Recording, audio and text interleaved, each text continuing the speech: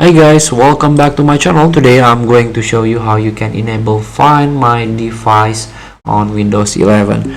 So maybe you lost your device like laptop or Windows Phone if you had. So you need to turn on this Find My Device option before you go outside.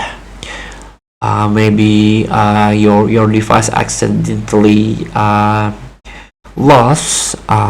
You can find it, so you can try to click start icon and click settings, and here you can try to click on privacy and security option. Here under the security there is a Find My Device. Track your device if you think you've lost it. Click it. So you need to sign in first. You can if you don't have account, you can create your Microsoft account first in order to enable Find My Device.